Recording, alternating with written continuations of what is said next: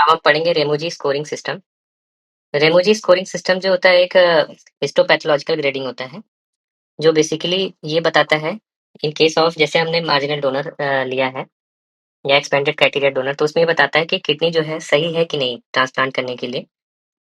तो अब इसमें इससे होता क्या है कि जब हम लोग ट्रांसप्लांट करने से पहले जब रेमोजी बायोप्सी करते हैं किडनी का और रेमोजी स्कोरिंग करते हैं, तो अगर स्कोर खराब होगा तो फिर हम डिसाइड करते हैं कि जो डोनर है उसकी दोनों किडनी एक ही आदमी को दे, या जो है एक सिंगल किडनी ही दे, या किडनी को डिस्कार्ड कर दें। ये बेसिकली जो रहता है इसमें जो कंपोनेंट होता है वो 4 कंपोनेंट होते हैं, अगर याद करना है तो।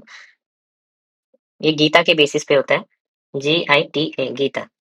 तो 4 कंपोनेंट क्या-क्या होते हैं? अब जैसे ये किडनी है, किडनी का अंदर का स्ट्रक्चर है, फिर फाइनली ये डिसाइड करता है स्कोरिंग सिस्टम की जो ट्यूब्यूल्स हैं, ट्यूब्यूल्स में एट्रोफी हुआ है कि नहीं, ट्यूबुलर एट्रोफी। ग्लोमेरुलस है, ग्लोमेरुलस में फाइब्रोसिस हो रहा है कि नहीं, कितना पार्ट स्क्लेरोज्ड हो गया है, ग्लोमेरुलस हो गया, ट्यूब्यूल्स हो गया। फिर जो इनके बीच में इंटरस्टिशियल स्पेस हो गया, इंटरस्टिशियल फाइब्रोसिस उसको बताता है। और चौथा होता है आर्टेरियोलर नैरोइंग, जो यहाँ पे आर्टेरियोल्स जा रही हैं और साथ में जो छोटे-छोटे वेसल्स होती हैं, वहाँ से रेक्टा पेरिट्यूबुलर कैपिलरीज़, उसमें कोई चेंजेज़ हैं, उनके बेसिस पे स्कोरिंग सिस्टम होता है। तो याद करने के लिए जी से होता है ग्लोमेरुलोस्क्लेरोसिस, आई से होता है इंटरस्टिशियल फाइब्रोसिस, टी से होता है ट्यूबुलर एट्रोफी और ए से होता है आर्टेरियोलर नैरोइंग। इसके बेसिस पे जो पेशेंट होता है, उसकी जो किडनी होती है, उसको स्कोर देते हैं कि किस कैटेगरी में आ रहा है, 1, 2, 3। फिर ये 4 है, तो टोटल 0 टू 12 स्कोर में ये पता चलता है। अब हम हर एक कैटेगरी को स्कोर करते हैं, तो 0 का मतलब होता है कि सब कुछ नॉर्मल है, कोई चेंज नहीं है।